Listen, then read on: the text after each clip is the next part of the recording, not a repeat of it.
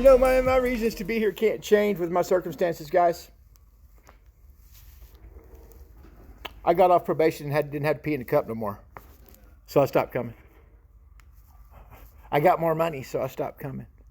I got my back problem fixed, got my girlfriend back and all my car back, and I stopped coming.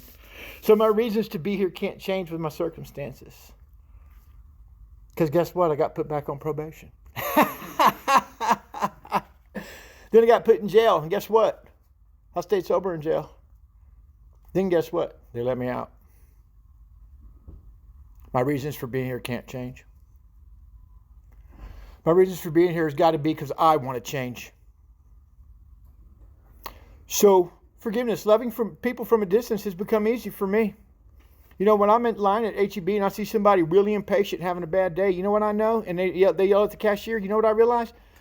That cashier's just a bullfighter in a ring with a cape, and that person's just charging at that guy's cape because they happen to be in front of him.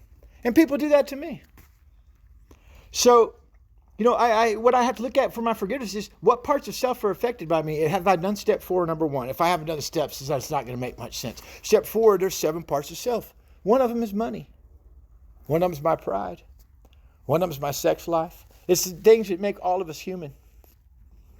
So the person driving down the road that flips me off, you know what? I'm going to be mad for a second, probably flip him off, maybe brake check him, but I'm going to be done 5 minutes later with that guy, right? And so when I look at what parts of self are affected by these people and what's going on in my life, I find out what matters the most to me.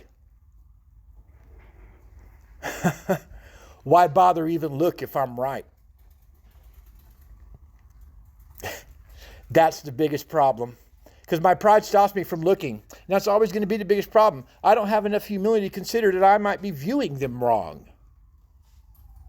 Maybe they're sick. My book on page 67 says perhaps they're spiritually sick too, like ourselves. That we should cheerfully treat these people like we would cheerfully grant a sick friend. I don't go to cancer wards and beat the crap out of people. And I know that this is a hospital for the sick and injured, period. So, what if my business partner screws me and sticks me with bankruptcy, man? Now my money's affected, which affects everything I do because the world we live in, nothing's free anymore, man, or I'd never sleep outdoors again. You know what I'm saying? You know, that shady business partner isn't going to find a sweet spot in my heart, man, for a long, long time. And more parts of self are affected, especially when I'm still homeless over it and he's flying to Vegas every weekend. I'm not going to be happy with that person, right? But it doesn't mean I have to resent him so bad I'll use meth again. As guilty as that person may be. I can be right all day. It doesn't justify me starting all over. So, you know, I had to think back. I offended people. No one shot me in the head. I was pretty offensive to some people that probably could have shot me. Right? But someone did actually try. And our very own lovely, awesome police department treated me worse than any criminal ever did. Because I'm a cop's kid. And we get different treatment. You don't even want to know. You wouldn't even believe it. So, and one day I'll explain how that's the case. But for now, there's nothing worse starting my Crown Royal mass suicide plan again, no matter what other people have done, man. And you know, this all started with me forgiving myself on step 5 and 9. Doing those steps healed my spirit.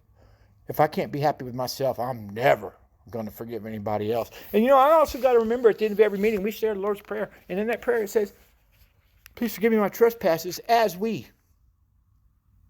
forgive those who trespass. As we means in the same manner. I'm asking God to forgive me in the same manner I forgive others. I have to remember that. And you know, remembering, you know, if I focus on how bad everything is, man, it's easy to find a lot of fault today and have a very negative life because there's a lot of bad out there. I can find it all day. I don't find it in here. And, you know, looking up from a bench at Second Congress and giving God thanks for everything, it's a challenge. And to remember why I'm there because of other people. That I wouldn't be there if it wasn't for them. And it's okay. It's not worth getting high over.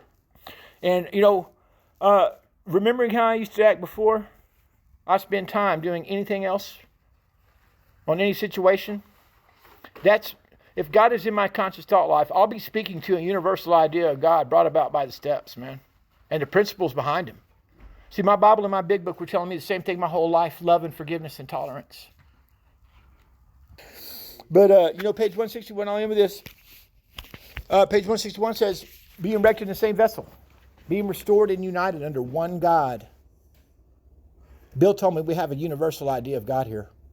It says, with hearts and minds attuned to the welfare of others, the things that used to matter so much to us no longer signify much. When I get on a different plan here, get on God's plan, man, how am I going to get mad at somebody I need to help? It doesn't work that way. And according to my book, everybody's spiritually sick, just like me. So if I can't view that person as sick, only way not to be easily offended is to be full of mercy, man.